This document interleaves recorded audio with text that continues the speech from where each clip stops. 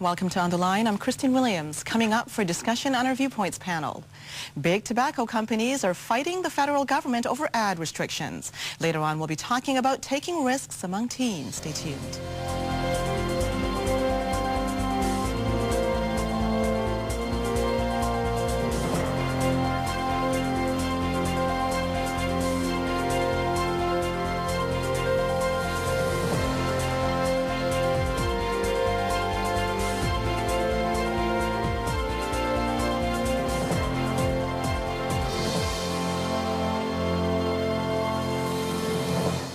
Let's meet our Viewpoints guests.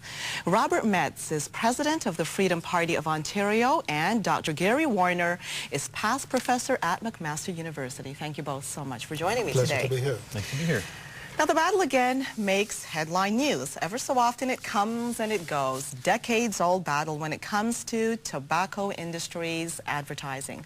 Now, a Supreme Court decision supposed to come down sooner or later, because the constitutionality of banning such ads, as well as having such stern warnings on cigarette packages, have been a concern to these tobacco companies, and we know why. It's the bottom line.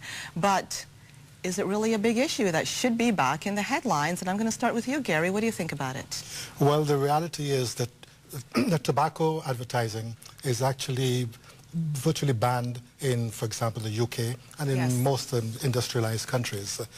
And the reason for that is very simple. It's because we have rights, competing rights here.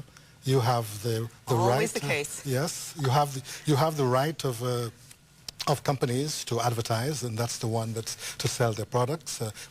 So in a way, it's an extension of free speech on the one hand, but on the other hand, we have to take into consideration the fact that that smoking and the use of tobacco is a health hazard. It's responsible for 30% of all cancer deaths, and therefore there is a freedom here. There's in terms of the common good that also has to be balanced. So just as we, for example, think that we have to give up our rights to not wear a seat belt, for example. Similarly, and this is even more serious, restrictions on the advertising of tobacco, I think, would trump, in my view, the right of companies to advertise. Good point, Robert. Your view on this? You know, I can't actually say I've ever seen a cigarette ad or any tobacco ad that said, if you don't smoke, start today. They don't do that. They're just competing for brand preference. That's really what advertising's about. But I think that from the tobacco industry point of view, I would think that these warnings on the packages are the greatest friend of the tobacco industry, because it relieves them of any liability that may incur from health issues that caused by people who smoke. If you've got poison, a big poison sign on a bottle, and you drink the poison and it kills you, they're not going to go back on the company that made the poison to pick up any liability. So I think this is a wonderful thing for the tobacco companies, and that they shouldn't really have to worry about it. To me, yeah, put it on there, because you've relieved us of the liability. Now what we see, of course, is you see these ads on the cigarette packages, or anti-ads if you want to call them that, and still people suing the cigarette companies for their behavior. You know, and I think that's where we get into some dangerous territory.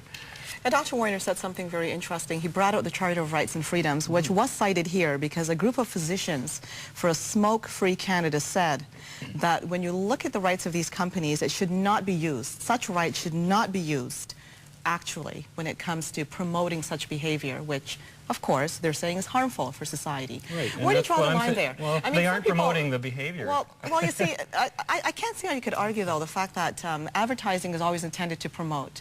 So you can say that, yes, they're advertising. Yes, you could see one brand being promoted over the other.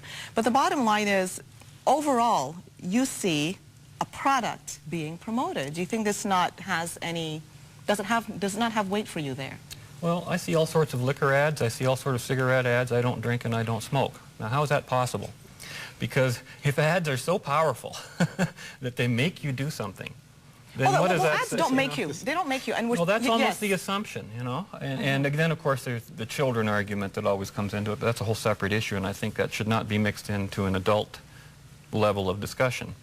because children are a whole separate category. I think children... Well, why are they separate category? They don't have rights. That? They're under 18. They cannot consent. They cannot sign contracts. They cannot do a lot of things What about this whole we as adults notion about early conditioning? We know how powerful that is. Oh, it is. Absolutely. And I think the conditioning is in the information. Give them the proper information. Don't lie to them. If they find out you've lied about something, and even if you were trying to protect them, then you lose that much respect. I think we've seen that in drug prohibition and things like that, where there are a lot of untruths told. And even with cigarettes, I've heard some, quote, honest, end quote, doctors on the radio often say, listen, people smoke for a reason.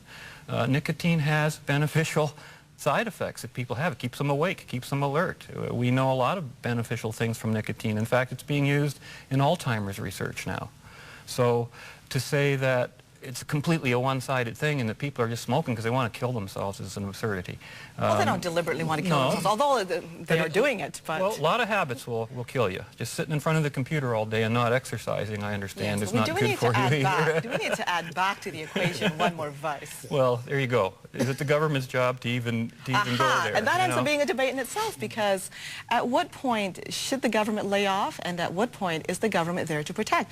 For example, Dr. Warner made the example about wearing seat belts and helmets. Or banning the use of cell phones, for example, while driving.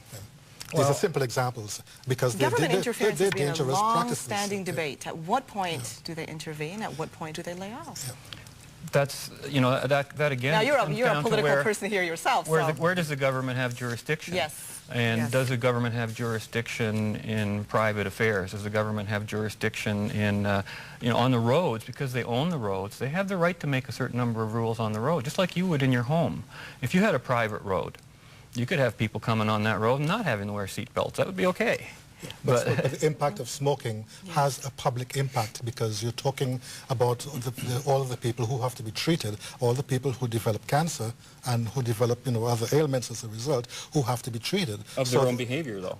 But second-hand, you're talking about the second-hand. Whether it's second-hand or first-hand, I mean, we all are collectively responsible for those costs. So therefore, this is not a private matter, from that point of view, because there are repercussions. And I just wanted to add that we know, for example, the government of New Zealand let me finish what I'm saying. That there was research done in over 30 countries over a 15-year period, and that research demonstrated that if you do a comprehensive ban on tobacco advertising, you will effectively reduce the amount of smoking that takes place. So that advertising does have an impact, and it can be stopped. It can be stopped by comprehensive banning. Well, we all know that advertisers are willing to spend millions, billions of dollars when it comes to advertising. I mean, just look at the price of a 30-second ad when it comes to the Super Bowl, and that would tell you a lot.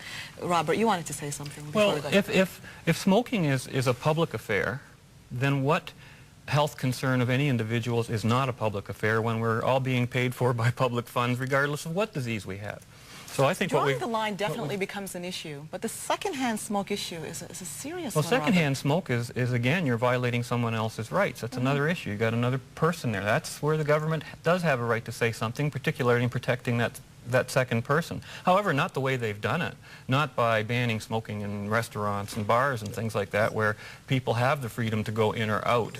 Well, you know, that's a different issue. I think you have to be very careful about the abuse of the term freedom, when that freedom has repercussions. So I think that there are different freedoms that always have to be weighed. And they conflict sometimes. They're conflicting. We're not going to resolve this today, but conflicting freedoms are a huge issue. And there's no such thing as absolute freedom. There's no such thing. Well, we're going to have to go look sometimes. We're not going to resolve this today, but disagree on that. Okay, we're going to have you guys back to talk about what absolute freedom is all about.